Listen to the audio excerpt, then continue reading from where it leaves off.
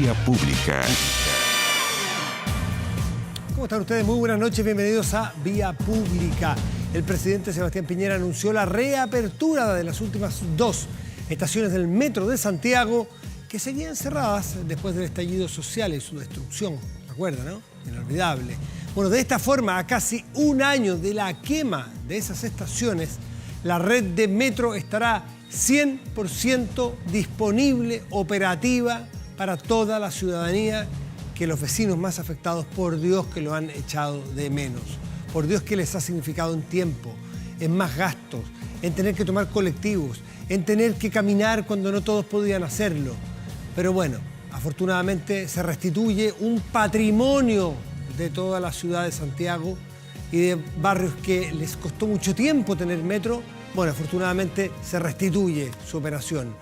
Cuesta mucho, hay que cuidarlo mucho. Se trata de las estaciones Protectora de la Infancia, de Puente Alto y Trinidad de la comuna de La Florida en línea 4. Con esto se dio cumplimiento entonces al objetivo de restablecer la totalidad de la red en menos de un año después de los ataques sufridos esa noche del 18 de octubre de 2019, difícil de olvidar, y que provocaron daños en 118 de las 136 estaciones. La magnitud del ataque a Metro y a otras instituciones, edificios, locales de gente humilde, clase media trabajadora que quedó sin trabajo, pero solamente para cuantificar 118 estaciones dañadas de 136, habla del golpe que recibimos esa noche, ¿no? Bueno, en medio de su discurso, hoy el presidente aseguró que el 18 de octubre se desató, a juicio de él, una irracional y destructiva ola de violencia en el país. Mientras el presidente Sebastián Piñera anunciaba la reapertura de las estaciones de metro, un grupo de trabajadores en el exterior se manifestó por despidos realizados en la empresa subcontratistas, según denunciaron, y para exigir mayores medidas sanitarias. Afortunadamente, tenemos la oportunidad de que lo que ocurrió esa noche, que efectivamente fue un ataque de violencia, en muchos casos, con una sinrazón inexplicable, tenemos la oportunidad muy pronto de sentarnos a reflexionar todos y justamente poner la razón al medio para sacar de esto conclusiones y hacer de este país algo en que todos nos sintamos más incorporados. Vamos a la mesa de conversación. Bueno, y nos vamos a la Argentina que está sufriendo un momento muy, muy doloroso, muy dramático, porque me atrevo a decir que le cae una suerte de bomba de racimo en este momento, en sentido figurado, a nuestro país querido, hermano, cercano. Por donde uno lo mire, una crisis sanitaria feroz. Estaba mirando recién la tapa de La Nación. Estamos hablando de 12.000 casos nuevos. 400 personas muertas hoy en Argentina. Hoy. Ya está dentro de los 10 países con más muertos. Sanitario. Económico. El PIB del primer semestre cayó, ayer se dieron las cifras, se escucha bien, 19% de decrecimiento de la economía. ¿Se puede imaginar el golpe que es eso? Agréguele una crisis política donde hay un presidente que está absolutamente bombardeado, o algunos dirán arrinconado, por sus propios partidarios, por su propia vicepresidenta, con una justicia donde en el Senado se busca reemplazar reemplazar a jueces que justamente han estado investigando a la expresidenta, que hoy día es presidenta del Senado, y esa es una de las razones por la cual la quieren sacar de los juicios. Entonces, la crisis más tomas de terreno. El caso Guernica quizás es el más impresionante, pero hay muchos por la Argentina donde amenazan que puede haber una suerte de levantamiento social. Es decir, la Argentina asediada por muchos lados, pero es un país rico, un país que se sabe levantar de crisis, y para eso vamos a conversar con un invitado de lujo esta noche desde Buenos Aires, Claudio Yaquelin, columnista política del diario La Nación, a ver si nos ayuda a esclarecernos y nos deja un poco más esperanzado, porque lo que leemos en los diarios y escuchamos en la televisión y en la radio argentina no nos permiten tener esa esperanza. Claudio, gracias por recibirnos. Buenas noches. No, gracias a ti, Matías. Y en realidad veo que sos una persona muy optimista, porque yo dudo que pueda llevarles muchas esperanzas, porque la situación, como bien resumiste, y fue impecable el resumen, es muy compleja porque convivimos con tres crisis a la vez. La crisis de la economía y de las finanzas, sobre todo con un Banco Central que prácticamente hoy está casi sin reservas líquidas. No alcanzarían las reservas líquidas que hoy rondan alrededor de los 2.000 millones de dólares para absorber un mes de importaciones, para tener idea de la magnitud de lo que esto significa. Por otro lado, tenemos un riesgo país que volvió a crecer después de haber bajado casi a la mitad una vez acordada la renegociación de la deuda externa con los bonistas de la ley de la deuda en ley extranjera.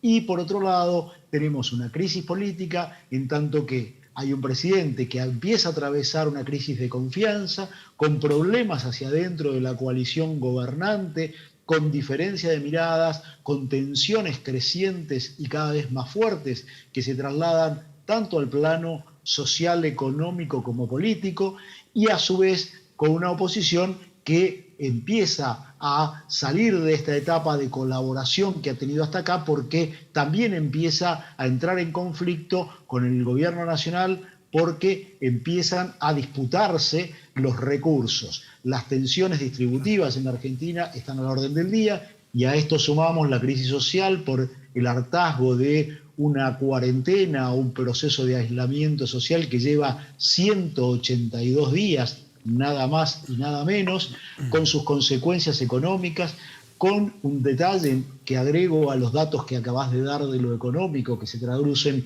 en lo social además, que es 13,2% de desocupación en un país que además tiene un 50% o más de la economía fuera de la formalidad.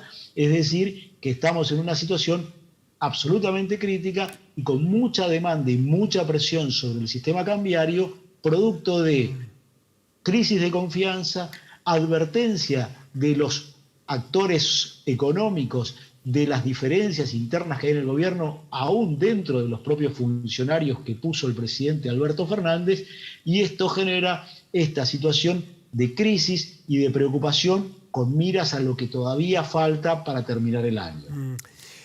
Hace mucho tiempo ustedes en la Argentina instauraron un concepto que señalaba muy bien lo que ocurría en la política, que es la grieta. Pero lo que uno leía de la grieta era la grieta del macrismo versus el justicialismo o peronismo, cuando estaba Macri. Uno suponía que era gobierno y oposición y decía, bueno, la polarización no los va a llevar a ninguna parte. Pero el problema es que la grieta está instalada dentro de la coalición de gobierno, lo cual ya no solamente tiene que esperar la ciudadanía 4 años para reelegir a quien, o reelegir o elegir a otra tendencia, sino que lo que se pone en riesgo es la gobernabilidad cuando el bloque justicialista o peronista están en la Casa Rosada hoy, tiene esa grieta al interior, porque sin institucionalidad mal puede andar la economía, mal puede andar la sanidad, mal puede andar la justicia. Entonces, me gustaría que hicieras un foco en la crisis institucional que vive la Argentina hoy.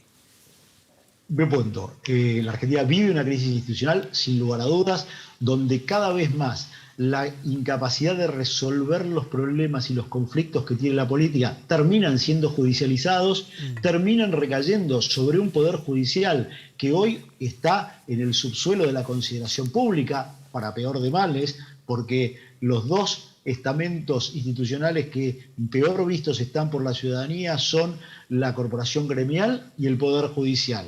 Después el resto.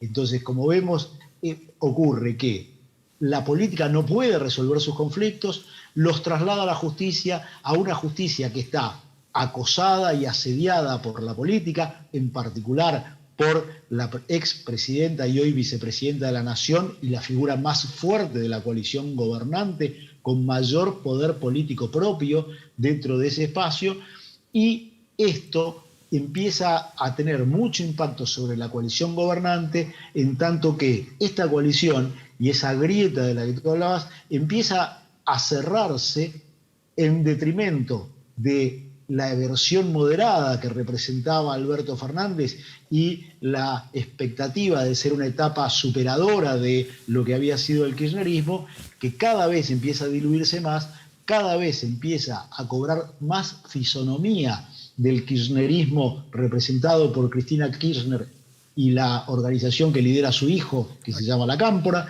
y entre ellos dos empiezan a revestir a este gobierno de algunos atavíos muy propios de esa gestión. En esa deriva que empieza a tener el gobierno, empiezan a verse acciones que tienen que ver con lo económico, con lo social, con la seguridad, que cada vez son más propios de la etapa anterior del kirchnerismo y menos propios de la expectativa que generó la elección de Alberto Fernández. ¿Qué salida hay? Porque yo ni siquiera quisiera considerar lo que dijo el expresidente Eduardo Duhalde, presidente temprano de los años 2000, el 2001. Recordemos que fue el quinto presidente que logró estabilizar después de la salida de la Rúa, cuando hubo 5 presidentes en una semana, ¿no? Sí, Ramón Puerta, Rodríguez Sá, Ramón Puerta, Camaño, de la Rúa, vino Duhalde, si no me equivoco. Así es. Le dio una estabilidad a la Argentina, luego vino Kirchner en el 2003. Por lo tanto, Duhalde es un hombre que importa y tiene quilla en la política argentina. Y hace un mes se despachó una frase de que él prevé que puede venir un golpe de Estado. Claudio Yaquelín, dame más esperanzas de que habrá otra salida que un golpe de Estado. Sudamérica ya pasó por eso en los 70, con mucha sangre y con mucho dolor. Yo creo que primero debemos relativizar mucho los dichos de Eduardo Duhalde, más allá de su experiencia. Es una persona que hoy ya está grande, que él mismo reconoció que había tenido una especie de ausencia, padece algún deterioro cognitivo, con lo cual yo lo relativizaría. Y por otro lado, hoy no es pensable, por lo menos, un golpe tradicional. Las Fuerzas Armadas hoy no están en condiciones ni tienen un liderazgo que pueda pensarse como posible con esa derivación, pero sí es posible que volvamos a tener lo que en algún momento se dio en llamar los popular impeachment, estos levantamientos sociales que empiezan a poner en jaque un gobierno. Creo que así como Duhalde vivió en el primer año de su gestión como presidente, que fue una situación muy crítica, con 2 muertos a manos de la policía, que lo obligaron a anunciar que no se iba a presentar a la elección y que iba a llamar a elecciones, y se decidió hacerse acompañar por el resto de los gobernadores peronistas, iniciar un plan de acción tendiente a estabilizar la economía y entregar el gobierno al próximo presidente electo. Yo qué creo que es lo que hoy estamos viendo, que la oportunidad que tiene el presidente Alberto Fernández primero es empezar a liderar el gobierno. Lo que hoy está puesto en duda, lo que hoy está puesto en crisis es su liderazgo. ¿Cuál es su liderazgo? ¿Hacia dónde va? ¿Cuál es el rumbo? Y el problema es que hoy no está ordenando ni siquiera a sus propios ministros, a los que él incorporó al gobierno. Por lo tanto, la solución parecería que acá está en resolver primero y ejercer su liderazgo y ponerse al frente del gobierno, mostrar un rumbo. Él dijo, a mí no me gustan los planes económicos, inexorablemente tiene que mostrar un rumbo, tiene que hacer algunos cambios, pero probablemente lo que tenga que hacer es reconstituir su poder político. ¿Cómo podría reconstituir su poder político? Bueno, ahí tiene 2 caminos. Un camino es recuperar ese espacio de lugar propio y personal que él representó y simbolizó cuando llegó al gobierno, junto con los gobernadores, la moderación, junto con los gobernadores peronistas, poner un equilibrio nuevamente en la coalición gobernante, recuperar el lugar que también tenía su aliado electoral Sergio Massa, y a su vez llamar a la oposición, buscar algunos puntos de consenso, eliminar los puntos de disenso que empezaron desde que el propio Alberto Fernández inicia el proceso de instaurar una reforma judicial que incluye la revisión de la Corte Suprema, y a partir de ahí, desde ese lugar, desde esa búsqueda de consenso, desde esa moderación, desde ese quitar del camino los puntos de conflicto para alcanzar los puntos de consenso, avanzar hacia una salida de un proceso que asoma para el final del año y para el año que viene extremadamente complejo, porque los números que estamos viendo, la crisis social, la crisis económica y la crisis de representatividad política ponen seriamente en riesgo a la Argentina, como en algunas otras oportunidades ya la hemos visto. Claro, porque la bola de nieve económica que se viene, se anuncia probablemente, muchos expertos, una hiperinflación, están sin capacidad de crédito externo en la Argentina, con la inversión muy caída, porque claro, no tienen dólares, no tienen posibilidad de comprar insumos afuera, las empresas productivas. En materia económica se ve muy negro. Bueno, el 19% de caída del PIB de ayer para el primer semestre creo que evita todo el resto de las explicaciones. No sé si intentando, desde el cariño con la Argentina, de buscar puntos de solución desde fuera del bosque, ¿será posibilidad, por ejemplo, que Alberto Fernández, si se ve arrinconado por la cámpora, por el kirchnerismo, que busque puntos fuera de su gobierno? Y te planteo, por ejemplo, el senador Pichetto, que es peronista y fue compañero de lista de Macri, es decir, está en la oposición. Ahí hay una posibilidad de lanzar una aliana y poder... Tiene a Rodríguez Larreta, que es el jefe del gobierno de Buenos Aires, que también es el líder de la oposición hoy día prácticamente, también es un aliado durante toda la pandemia de Fernández.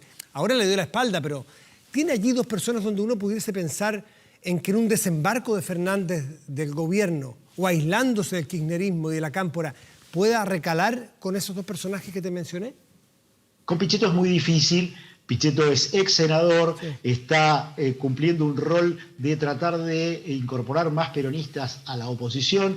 Pichetto ha terminado muy mal con Cristina Kirchner, implicaría una ruptura absoluta. Hoy Alberto Fernández no está en condiciones de romper con Cristina Kirchner. Sí puede buscar equilibrar y buscar compensar las fuerzas. Pero eso es una decisión que Alberto Fernández tiene que tomar. Hoy el principal problema es que lo que estamos viendo es que Alberto Fernández, por el contrario, decide recostarse cada vez más en el espacio que representa Cristina Kirchner, sí. En lugar de construir un espacio propio. Hoy yo por eso no le quitaría responsabilidad a Alberto Fernández y no pondría tanto énfasis sobre la responsabilidad de Cristina Kirchner, porque en un país presidencialista como la Argentina, con el poder que tiene el presidente, lo que él está haciendo es responsabilidad y decisión personal. Digo, hoy lo que estamos viendo es, y yo digo algo contra lo que opinan algunos, es yo no creo que Cristina Kirchner quiera ocupar la presidencia. Yo no creo que Cristina Kirchner esté esperando ocupar ese lugar, porque Cristina Kirchner está en un lugar ideal, es un lugar de no ocuparse de la cotidianidad de los asuntos administrativos, conservar la centralidad política y marcar la cancha e imponer proyectos de lo que a ella le interesa. Y su poder y su proyecto hoy es un proyecto absolutamente personal que busca su reivindicación y su absolución judicial. Esos son los ejes de su proyecto. Cristina Kirchner, yo te diría, el problema es que Cristina Kirchner hay un problema de tres tiempos en la coalición gobernante. Uno es el de Cristina Kirchner, que es el pasado. El otro es el de Alberto Fernández, que es el presente más absoluto y más acuciante. Y el tercero es el del hijo de la expresidenta, Máximo Kirchner, y la Cámpora, que miran al futuro. Ninguno de los dos, hoy, ni Cristina Kirchner, ni Máximo Kirchner y la Cámpora, son los soportes ideales para alguien que lo que tiene que resolver es la urgencia del presente, claro. Y que muchas de esas resoluciones lo que va a poner en riesgo es el proyecto de resolver el pasado o de construir el futuro. Claudio, pero eso se entiende desde la razonabilidad, pero cuando vemos a Alberto Fernández señalando que Moyano probablemente es un ejemplo para la Argentina, que es uno de los capos del sindicalismo, que hemos visto que además tiene prácticas que la verdad que a veces se riñen con el Estado de Derecho, por ser suave, ¿no? Donde la verdad que uno no lo ve tendiendo a la moderación, lo ve tendiendo a la radicalidad. Entonces uno ve que se va a quedar a la sombra del kirchnerismo y no lo ve tratando de sacar pecho y decir, bueno, a mí me eligieron, yo asumí el 10 de diciembre, tengo que hacer algo yo. Más bien parece que él es una suerte de jefe de gabinete. Ese es el problema. Hoy Alberto Fernández no ha demostrado que ha pasado de ser el gran articulador político, el gran jefe de gabinete que de Néstor. Un sector cree que fue, y a pasar a ser el conductor de un espacio, el presidente de la nación. Alberto Fernández no ha dado ese salto en términos simbólicos, políticos ni personales. Y este es el problema más grave y esta es la raíz de la crisis de confianza que atraviesa la Argentina en términos económicos, financieros y políticos. porque los actores económicos no ven a Alberto Fernández conduciendo un proceso que tenga un objetivo, que se aleje de las cosas negativas que se hicieron en el gobierno pasado en contra del desarrollo económico y de las empresas. Por el contrario, lo ven avanzando y retrocediendo en contradicciones casi permanentes, con concesiones a los postulados del kirchnerismo y no construyendo él un espacio propio y una presidencia que tenga un signo desde su lugar. Ese es el principal problema que hoy la Argentina tiene y ese es el lugar donde la legitimidad de Alberto Fernández empieza a crujir, donde empieza a caer en las encuestas y no lo ven los actores económicos, pero tampoco lo ven en la oposición y menos lo empieza a ver una buena parte de la sociedad que empieza a temer por su situación personal, por la situación de la economía nacional y por la situación de la crisis institucional. Por último, el manejo de la pandemia, que entiendo que es la cuarentena más larga del mundo. Puede competir con la de Perú, que también es de marzo, ¿no? Una cuarentena total que no está dando resultados para nada. Ginés González, entiendo, el ministro de Sanidad, no sé si sigue siendo él, ¿no? El ministro de Salud. Sigue siendo él, que fue embajador en Chile. Sí, claro. Bien lo conocemos. ¿Está bien valorado? Porque crisis nosotros también tuvimos y es muy duro. Pero al menos se ve que están haciendo cosas razonables, están conversando, están dialogando los expertos. ¿Cómo se ve la crisis sanitaria allí, que está pasando por un muy mal momento? Bueno, empezó también a grietearse la confianza en el manejo de la pandemia. Se ve en los números que todas las encuestas muestran. Estamos en hoy los niveles más bajos de confianza desde que se empezaron a tomar las primeras medidas. Y lo que empieza a verse es que, más allá de cuestionar si la cuarentena iniciada en marzo estuvo bien o estuvo mal, empieza a advertirse que las medidas que debieron tomarse no se tomaron, que los testeos, los rastreos y los aislamientos que debieron haberse hecho no se hicieron y no se siguen haciendo, que se está expandiendo como un reguero de pólvora peligrosísimo hacia el interior del país, donde hay dos provincias hoy extremadamente complicadas, como Santa Fe y Tucumán, y otras más que siguen en ese derrotero, que ya Santa Fe y Tucumán han superado a la ciudad de Buenos Aires en cantidad de casos diarios, y esto pone absolutamente a un nivel de estrés la capacidad de los establecimientos sanitarios para absorber la demanda, con lo cual empieza a cuestionarse lo que fue el gran activo de Alberto Fernández, claro, que era el manejo de la pandemia, porque además en ese manejo de la pandemia pareció construir una sociedad de moderados con el jefe de gobierno de la ciudad de Buenos Aires, Horacio Rodríguez Larreta, y pareció construir ese espacio que la ciudadanía valoraba y de hecho tenía en Horacio Rodríguez Larreta y en Alberto Fernández a los dos dirigentes con mejor imagen del país. Hoy Alberto Fernández sigue cayendo, Horacio Rodríguez Larreta sigue creciendo y se pone al primer plano de los dirigentes valorados. Es decir, hoy Alberto Fernández está atravesando un cuestionamiento en toda la línea, en la política, en la economía y en el manejo de la pandemia. Claudio y Jacqueline, te agradezco muchísimo tu tiempo por haber estado con nosotros desde Buenos Aires y esperamos que la próxima vez tengamos mejores noticias cuando conversemos. Muchísimas gracias como siempre. Ojalá que sí, Matías, y te agradezco mucho a vos. Chao, buenas noches. Gracias, Claudio y Jacqueline. Buenas noches. Chao. Vamos a hacer una pausa y ya volvemos aquí en Vía Pública. Acá.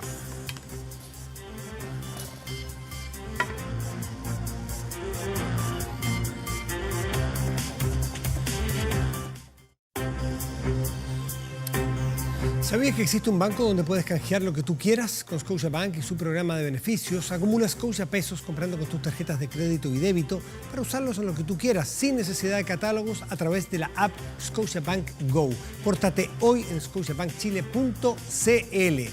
Y nos vamos rápidamente al Congreso porque hemos estado muy atentos a la acusación constitucional que se lleva a cabo en contra de la jueza Silvana Donoso, magistrada, que presidió la comisión que otorgó el año 2016 la libertad a Hugo Bustamante, acusado de matar a Ámbar Cornejo.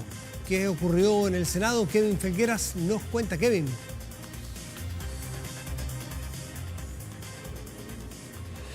Sí, ¿cómo están? Muy buenas noches. Cerca de las 10 de la noche finalizó la primera sesión o el primer día de revisión de la acusación constitucional en el Senado en contra de la jueza Silvana Donoso. Partió bien temprano, cerca de las 9 de la mañana, con ella presente aquí y además su defensa, Luis Hermosilla y Jaime Winter, ambos abogados que hicieron uso de la palabra durante toda la jornada, como lo veíamos anteriormente. Acá en la sala del Senado no se realizó la votación, sin embargo sí se manifestó la intención de voto de varios senadores. Más de 20 ya han dicho que van a rechazar ambos capítulos de esta acusación constitucional. Solo 2, Iván Moreira y Marcelo Sabat, dijeron que van a votar en la jornada de mañana a favor. Hubo palabras al finalizar esta sesión de sala del abogado Jaime Winter y, por cierto, una salida un tanto caótica de la jueza Silvana Donoso, que en la jornada de mañana ya hablaría con los medios de comunicación. Revisamos eso. Ministra, muy breve, solo preguntarle por el apoyo que ha recibido de la mayoría de los parlamentarios. ¿Ministra queda conforme con el apoyo? ¿Hay un escenario que podría dar cuenta de lo que podría ocurrir mañana? ¿Se podría rechazar esta acusación? Muy cortito, magistrado. Conversar el tema. ¿Qué le parece un poco el respaldo que ha tenido durante la jornada? Aquí a la derecha. Ministro, todo indica que se va a rechazar esta acusación. Yo creo que, como le hemos dicho, mañana corresponde declarar, todavía este proceso no ha terminado. ¿Ministro, qué le parece el apoyo que ha recibido?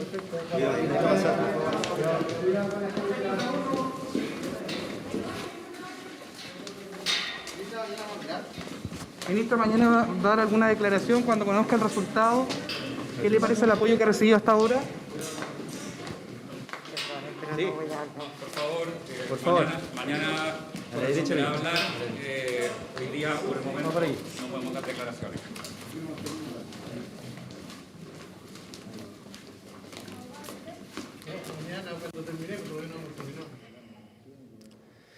Bueno, en la jornada de este día jueves entonces se va a analizar y terminar de votar esta acusación constitucional que, según ya se prevé, va a ser rechazada en ambos capítulos, dejando obviamente nuevamente en su cargo a la jueza de la Corte de Apelaciones de Valparaíso, Silvana Donoso. Pero acá en el Congreso Nacional hubo más actividad, pero tuvo referencia a lo que ocurrió con el secretario del Senado, Raúl Guzmán, y este polémico almuerzo que protagonizó el pasado 25 de junio en la comuna de San Miguel, en un restaurante en medio de la pandemia.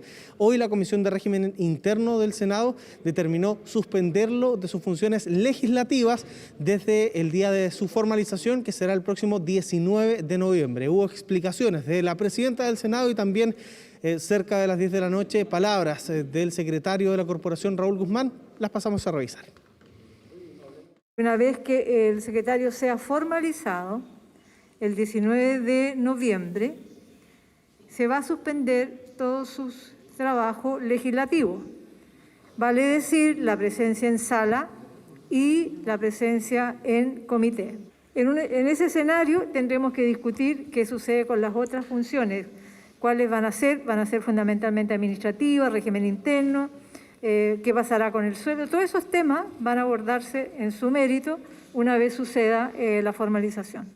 Contar del día de la formalización, voy a dejar algunas actividades legislativas, particularmente la participación en la sala y la participación en las reuniones de comité, para abocarme 100% a las actividades de orden administrativo interno y también a las actividades de la Comisión de Régimen Interior del Senado.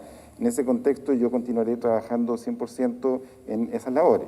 Ahora, si en algún minuto yo requiriera de alguna situación especial de permiso, nuestro reglamento contempla la posibilidad de solicitar permiso sin goce de remuneración y si es necesario lo pediré.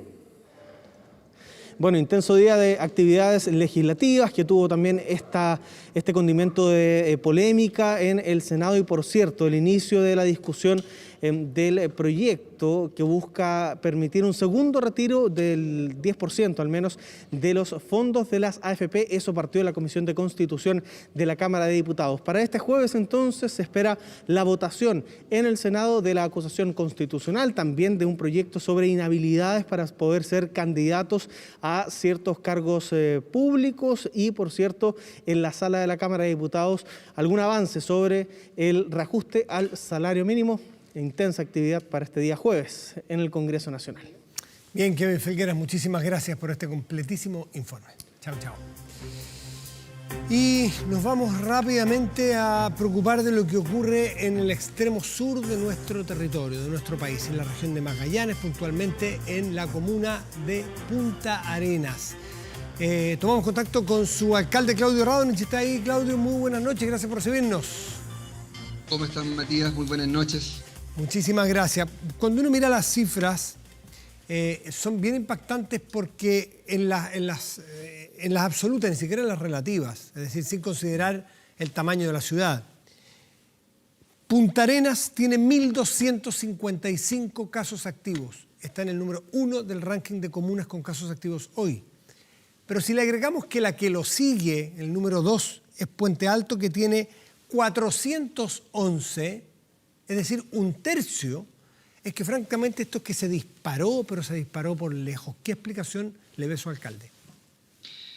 María, bueno, si tuviéramos una explicación, no hubiéramos hecho millonarios finalmente para poder entender este fenómeno. Primero hay que entender que esto es una segunda ola, primero que nada. La primera ola la tuvimos en abril. Y como un dato, en abril, el peor día, hubo 43 contagios. El peor día. Hoy vemos, ¿no es cierto?, que los 43 los añoramos porque hemos estado sobre 100. Esta es una segunda ola, con características distintas. Ahora se está testeando casi 1.000 casos al día. Cerca del 30% y días a 40 son asintomáticos. Por lo tanto, hay muchas causas. Pero lo concreto es que hoy tenemos una estrategia agotada. Estamos hace 4 semanas con una cuarentena y la movilidad no ha bajado. Por el contrario, en los últimos días ha subido. Y ahí es donde uno tiene que entender que la estrategia tiene que incorporar no solamente el tema salud. Esto tiene que ir economía, trabajo y la fiscalización también que se hace de esto, incorporando también a la comunidad. Porque no es que nos hayamos relajado, porque alguien nos dijo, la culpa es de los magallánicos. Bueno, es como echar la culpa a los del Madrid, a los barceloneses, a los parisinos y a los londinenses, que están en la misma. Finalmente hoy, si yo veo los medios de comunicación para leer el diario en Santiago, voy a la página 10 a ver el tema del COVID. Hasta hace 2 meses era primera página. Y eso también va generando que la forma de comunicarnos con los vecinos tiene que cambiar, porque el tema está presente. ¿Pero por qué llegamos a esto? Alta movilidad. Quiero recordar también que la estrategia ha ido cambiando según tenemos más información. En junio, julio, cuando se empezaron con los testeos, con el TTA famoso, sí, muchas personas no informaban sus contactos directos. ¿Por qué razón? Muy simple. Porque creían que podían perder la pega. Porque en ese momento hubo un momento que no tenía cobertura de licencia médica. Entonces la agencia, no, yo no estuve con nadie, estuve solo o vivo solo. Y tú sabías que eran mentiras y era muy complicado. La trazabilidad era muy difícil. Cubrir, la trazabilidad se hacía imposible, claro, en esas condiciones. Claramente, pero es algo muy natural. Ahora tenemos claro que hay claramente licencia médica. Por tanto, ahora tenemos, por cada positivo, hay 6 contactos directos. Sumamos a eso, aeropuerto, sigue llegando gente y ninguno tiene PCR. Tú puedes llegar con un certificado de residencia o el de pega. ¿Y eso qué significa? Que la búsqueda hoy está vinculada al asintomático. O sea, cualquiera puede llegar o llegó y nunca supimos si era un asintomático, que insisto, son casi el 40% de los nuevos casos. Fiscalización, que por cierto siempre se puede mejorar. La ampliación de giros, si tú sacas la foto de Punta Arenas, cuarentena 1 y cuarentena 2, cambió totalmente, porque muchos locales ampliaron los giros a esenciales. Y eso significó que hay mucho comercio abierto. Entonces, ¿y de quién es la responsabilidad? Aquí hay una mirada distinta sobre finalmente esta situación para bajar la movilidad, que es fundamental para bajar los casos. Claudio, también hay en lo que mencionas tú, yo lo había escuchado a la intendente esta mañana, esto de la ampliación del giro. Lo decían de la siguiente manera: usted vende calcetines, siempre vendió calcetines y zapatos, y resulta que para no cerrar pone un estante con arroz y manzana, cualquier cosa. No dijo esos ejemplos, pero se me ocurrió ese. Entonces, esencial, yo vendo alimento. Y el del lado era algo que tampoco es esencial y también le ponía alimento, lo convertía en esencial. Nadie cierra, sigue la circulación, pero ahí, además del tema de la autorregulación y de la responsabilidad, hay una autoridad que nos fiscaliza y que permite que pase eso. Sí, y un tema que lo hemos conversado en el Consejo Municipal, tuvimos hace un par de semanas a los seremi de Economía, al de Transporte y al de Salud. Y una de las cosas, claro, hay una tabla de los giros que se pueden hacer. y está en eso. El tema que ir a ver si realmente era el giro o tener el listado de quién cambió de giro en el último mes o 2 meses con una intención que uno le entiende, uno empatiza. Sí. Pero aquí estamos hablando de un tema de salud. Eso es lo que queremos que se pueda hacer y queremos que se haga, pero no esperar el próximo mes para hacerlo, porque el problema lo tenemos hoy en Punta Arenas y en Natales y en Porvenir. ¡Ojo! Entonces, el cambio de estrategia debe pensarse no en estancos, salud por un lado, trabajo por otro, economía por otro, sino en total. Por eso que el cambio de intendente, y un tema que conversamos con la intendenta, justamente es dar este giro de un tema más global, donde los esfuerzos se puedan juntar en una visión común. Hay que realmente cumplir el espíritu de la cuarentena, que es un esfuerzo económico brutal, y ya lo hemos vivido. Pero ahora los números, solamente como un dato, Matías, de abril a agosto, o sea, 5 meses, 150 días, tuvimos 3.643 casos. En septiembre, en 25 días, llevamos 3.347. Y puedo apostarte que vamos a terminar el mes con cerca de los 4.000. Fallecidos. En 150 días hubo 40. Y en estos 25 días llevamos 28. O sea, es un septiembre negro. Así solamente puedo calificar este septiembre para Punta Arenas respecto al COVID. Claudio Radonich, alcalde de Punta Arenas, está con nosotros en Vía Pública. Se especuló en algún momento que era tan fuerte la ola, era tan fuerte el impacto que había generado, que a lo mejor podría haber falsos positivos. Y que se especuló, o una hipótesis planteada, que podría haber un problema en los laboratorios locales, en Magallanes, que estaban contaminados. Entonces llegaban las muestras y todas se contaminaban y todas daban positivas. Por lo que me señaló hoy, que tuvo un contacto directo para preguntárselo al subsecretario de Redes Asistenciales, Arturo Zúñiga, me dice que eso ya está descartado, que esas muestras se trajeron a Santiago y dio la misma positividad que en Santiago y en los laboratorios locales. Por lo tanto, eso no. Planteaba la intendente que podía ser un problema, estaba viéndose todavía, de que la frontera esté muy abierta, muy permeable. Argentina y Chile ahí están muy integrados. Entonces, la cultura de uno y otro es pasar a echar benzina al país del lado si está más barato. En Santiago eso no lo entendemos. ¿Eso cómo ha cambiado? ¿Puede ser un factor de riesgo o está cerrada a su juicio? Primero, las fronteras con Argentina están cerradas. Lo que existe es un cordón, una suerte de huella sanitaria para que los camiones sigan pasando. Tengo un problema con Argentina, hay 2 lugares de parada donde solamente pueden parar ahí los camiones que vienen, ojo, a abastecernos. Las lechugas, ¿dónde las compramos? Por supuesto vienen del norte, el cemento también, por tanto, para nosotros es imposible cerrar la frontera, no tenemos cómo abastecernos. Hay solamente un barco que va una vez por semana que nos conecta a Chile-Chile, que sería lo óptimo, tener más. Bueno, pero no hay traslado de personas, o sea, tú vas de visita, no se puede. En comunas cercanas como Natales, con Turbio, que están a 20 kilómetros, donde el tema de la benzina, si era real, está cerrado desde marzo. Ya. Entonces el tema, o sea, son distintas aristas que uno eso puede tampoco, entonces usted lo determinar. descarta eso. Déjeme esbozar otra hipótesis que he estado averiguando. Me dice un ex ministro de Salud, me decía, ¿no será que el modo de vida de los magallánicos, por el frío, por el clima, es vivir dentro de las casas y visitarse mucho dentro de las casas? Cosa que aquí en el centro o en el norte de Chile se hace en una plaza, se hace en un restaurante, en un café. Allá se visitan muchos. Otra cosa, el mate, la bombilla del mate que se pasa. ¿Eso es así? Son cosas que pueden ser un detalle y anecdóticas, pero... Sí, pero primero está ahí documentado muy bien, Matías. Finalmente. También uno comparte los vasos y el café, y hay una convivencia que es directa porque somos mucho más cálidos, disculpe con todo cariño y respeto, con la gente del norte. Ya. Y eso se nota, ¿no es cierto? Entonces tú eres el amigo del primo del vecino, también es amigo tuyo. Entonces, claramente hay costumbres sociales distintas. Pero aquí hay algo también que es mucho más global y universal, porque el COVID algo nos ha enseñado, ni país pobre ni país rico, ni en un continente y en otro, todos caemos rendidos al COVID. ¿Y por qué te lo digo? Porque la naturaleza humana también aquí es importante. Sí, claro. Uno normaliza la normalidad. Esto es como el síndrome de Estocolmo. Tú normalizas y te adaptas a una situación compleja. En Europa, vean los canales europeos, están todos ahora reconfinando por esta apertura. Entonces, lo que estamos hablando es un tema muy simple. Tú sabes que es peligroso el COVID. Tú tienes a un hijo durante 4 meses encerrado, entonces que vaya a ver al vecino. Y como llegó y no le pasó nada, mejor vaya al vecino más lejos. y tú ya te empezaste a juntar. Sabes que es peligroso. Confianza. Pero tú ya le viste el miedo solemne que le teníamos en abril, y es un tema muy natural que ha pasado en toda parte del mundo. Sin duda, sin duda. Y por eso es que se suma a la mateada. Se suma, por ejemplo, uno de los casos que vivimos en Pesquera, en algunos casos, como te contaba con el TTA, que la gente no contaba con quién estaba, por miedo a perder la pega, que un tema que es objetivo, que nos pasó, porque íbamos más adelantados con este tema, es finalmente que los contagios no eran todos dentro de la pesquera.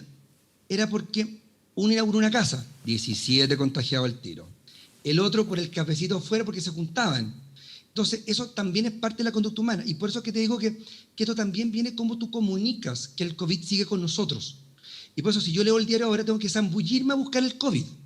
Pero en la página 10, pero en la 12. Pero allá en Punta Arenas también, me imagino que será primera portada, en el Pingüino, sí, en el... Sí, sí, pero ojo, si tú viste desde Punta Arenas los matinales durante todo septiembre, con restaurantes abiertos, con la gente que la preocupación era dónde comprar la parrilla, también te genera un relajo. Y lo que hemos dicho, ojo en Magallanes, porque esta es una segunda ola, que ahora es un tsunami para nosotros. Sí. Y esperamos que después de la desconfinación de Santiago, lo que usted tenga que hacer es una ola, porque es un tsunami muy complicado. ¿Cuál es el límite? El hospital. El hospital no está colapsado gracias a un tremendo trabajo del Hospital Regional y de Salud. Pero llevamos 30 personas aeroevacuadas. Ya no contamos con todo el personal como de reemplazo. Hay un número importante de gente que se ha contagiado, que está con licencia médica.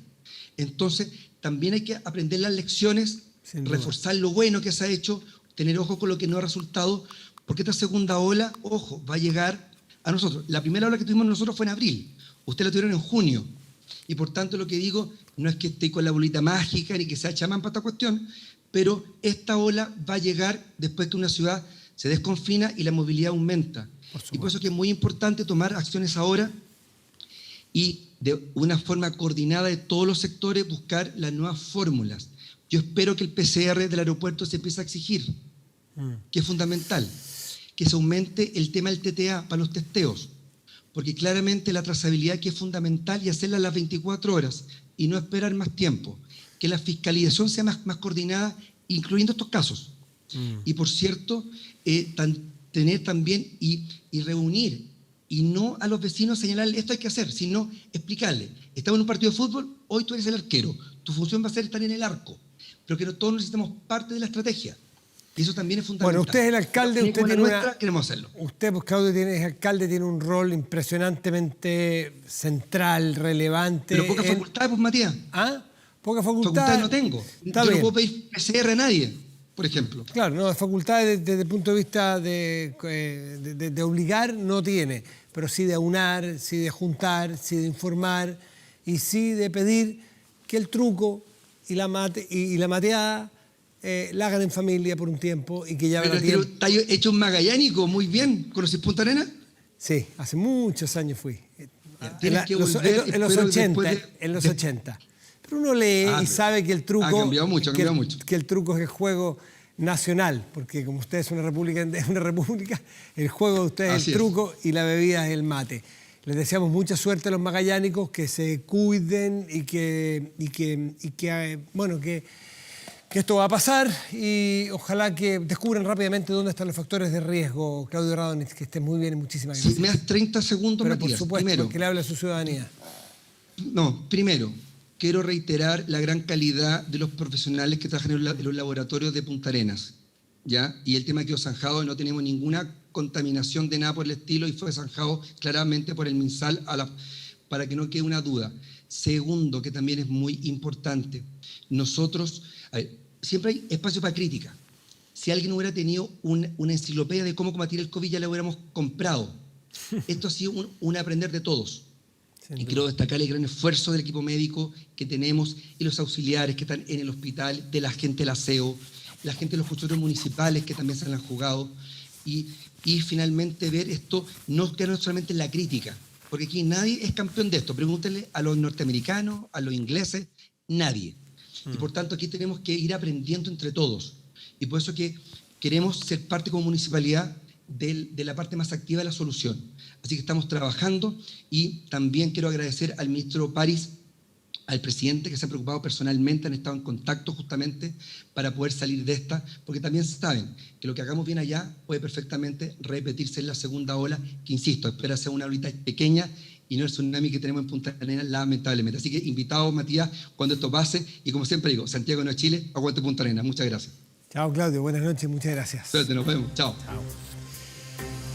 Y en tiempos difíciles las deudas pasan la cuenta. Asesórate con un equipo profesional, asesórate con Staff Chile. Staff Chile, con más de 15 años de trayectoria en asesoría legal a lo largo de todo el país. Tranquilidad y seguridad para ti y tu familia. Staff Chile, asesoría legal a personas. Pausa y volvemos en Vía Pública.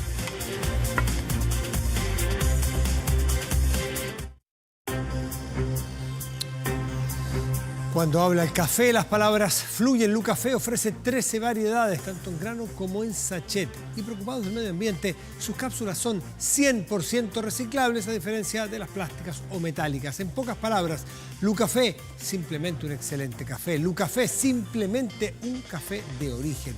Lucafé, vivi la vita. Vamos a la pantalla y revisamos nuestro portal de noticias 24horas.cl, que está encabezado en este momento por la siguiente noticia. Espacio Público, por dichos del ministro París, que estaba muy indignado con el último informe de ayer de Espacio Público. Lamentamos el tono con que la autoridad sanitaria decidió referirse a nuestro informe. Esa relación requiere un café, requiere un buen Lucafé, porque la verdad es que ambos son útiles. El gobierno, la autoridad sanitaria y los informes independientes, porque de alguna manera generan balance, fuerzan a la autoridad, la apuran, sacan lo mejor de la autoridad, pero claro, ha habido tensión. Lea más detalles aquí en 24horas.cl. Pausa y volvemos en Vía Pública.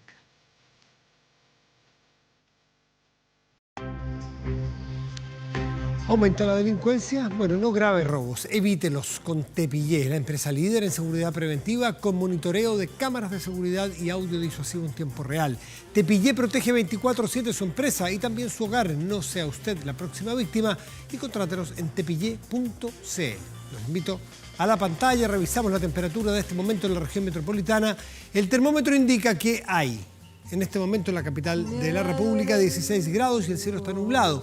Para mañana jueves y pasado viernes en esta capital tendremos debiéramos esperar lo siguiente. Para mañana cielo parcial con 25 grados de máxima, menos temperatura porque se nubla hacia el viernes y tendríamos una máxima probable de 17 grados. Revisamos otras regiones del país, por favor. Puerto Montt, región de los lagos. Despejado para mañana, 13 grados de máxima probable. Y Vicuña, en la región de Coquimbo, tendremos cielo parcial y 28 grados de máxima probable. En el marco del Día Mundial del Alzheimer, que se conmemoró este 21 de septiembre, BBC Mundo liberó un ranking de canciones que los mismos lectores escogieron como parte de un proyecto que va en ayuda de personas que padecen la enfermedad. 50 canciones inolvidables. Es el nombre de esta campaña, de este listado que incluye composiciones de la música popular de todo el mundo. Ranking liderado por Queen con Rapsodia Bohemia, pero que también destaca a 4 creaciones chilenas. Vuelvo, de los Inti Illimani, El baile de los que sobran, de Los Prisioneros, Te recuerdo Amanda, de Víctor Jara, y quizás la más internacional, más popular, más universal, creación de Violeta Parra, Gracias a la vida. Así es que, composición que en 1966, desde entonces forma parte esencial de la música chilena, latinoamericana y bastante universal, y ha traspasado todas las fronteras. Gran embajadora. En Asia, fíjese, se ha escuchado este verdadero himno a la vida. Con la gran Violeta Parra nos despedimos de Vía Pública esta noche. Muy buenas noches. Gracias por venir.